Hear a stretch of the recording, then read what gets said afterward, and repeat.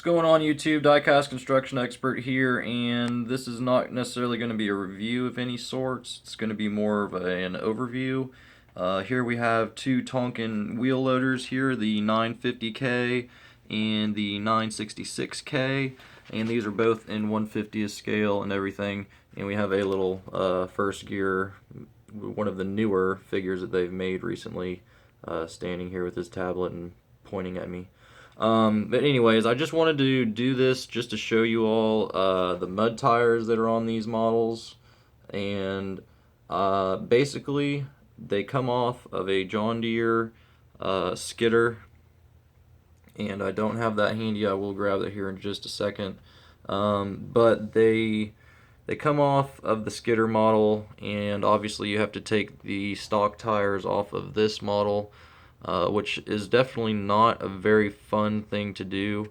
As you can, if we can see that, you can see you are going to end up damaging the rim ever so slightly, unless you get lucky. Like on this one, I was able to very, I don't even know how, it was some miracle I was able to get it off properly without scuffing up the rim too terribly much. But basically the process that you're going to do is you're going to take a screwdriver or something that's fairly tiny, and on these wheels there's let's see, I don't know the best way to go about explaining this. Basically there is a circle, obviously because it's a wheel, and at say the top of the wheel and then the bottom of the wheel and then this side of the wheel and this side of the wheel, there's going to be a little insert that you can stick a screwdriver through to pry the tires off, and you're gonna have to kind of search around for that a little bit. It's not that hard, but you can find it after a few seconds of poking around in there. And you're basically gonna stick your screwdriver pretty much all the way through. I took the wheels completely off of the model, and so that way you have to take each individual wheel off. It's not going to happen if you don't do it like that. So anyways, you take each individual wheel off. You pop the tire off with a screwdriver, which it's going to take a while. These tires, you could throw them into a bowl. I probably should have done this the first time in all reality, but you should probably try to do is throw them into a bowl. It's, a small little cereal bowl, glass preferably, and you're gonna get, if you have a hot water, like a little kettle, or you could always just boil some water on your stove. I wouldn't say truly boiling, but very warm. You could place these in for, I put them in for about 5 minutes, and that loosens up the rubber and makes it a lot softer and stretchable, much more stretchable than it usually would be.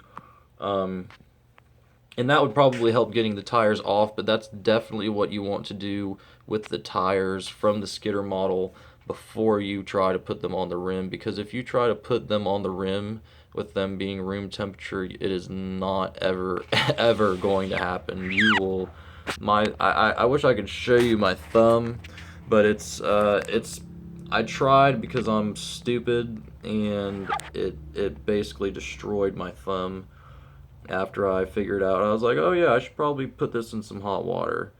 But as soon as you put them in hot water, they will essentially stretch right on, and you can see ever so slightly on this wheel, it's not quite come back to its original shape yet. I mean, it's still a little soft, but it will come back to its original shape and size after it gets acclimated to this new rim. It's just a little, it's a different rim than it was made for and everything, so it just takes a little bit of time for the tire to come back to its normal seated position where it looks proper. Sometimes, I'll show you on this side, it hardly wasn't an issue at all. It sits on there pretty much perfectly, no issues at all. But it really just depends. I mean, it's the tires are obviously not made for the model, so I mean you kind of have to deal with it a little bit, but the end result really is much more aggressive looking model. I have a regular 950K here. Give me just a second. Sorry for the wobbliness, but that's the regular 950K, and then you can see the mud tires they just make it look like it's a lot more aggressive, ready to go out in the dirt and mud and just do some real work.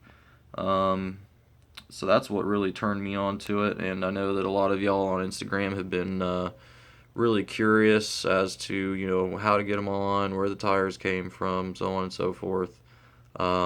So there is your answer and a little tip on how to get the tires on without destroying your thumbs. I mean, I'm not gonna lie to you guys. If some of you younger guys out there, your parents, your father, assuming your father has some decently strong hands, um, it's gonna take. You might need some help. Definitely not for somebody that doesn't have some decently strong thumbs. Um, Regardless of if you have the tires heated up or not, really it does take a decent amount of hand strength. I'm not lying. It really is a bit of a pain in the ass.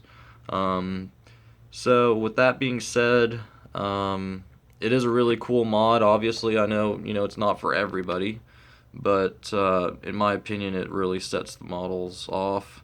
And I hope that this guy, I did this for a Instagram follower, and that's going to get shipped out to him today. So I hope that he likes it as well. I know that I really like it. So that's going to do it for this little overview, like I said, guys. And I hope that everybody got a little bit of a tidbit of information. And who knows, we might start seeing a lot more of these start popping up.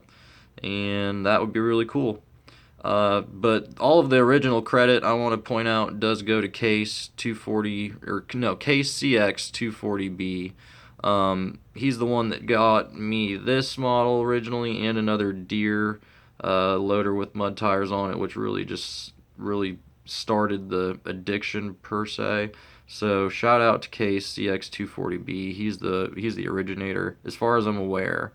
I mean, I'm sure there's other people that have done it, but he's the one that really put it out there as far as I'm aware. So that's it, guys. I'm done rambling. Diecast Construction Expert here, and follow me on Instagram. Please like, subscribe, and leave some comments down there in the comment section. I'm always trying to answer them.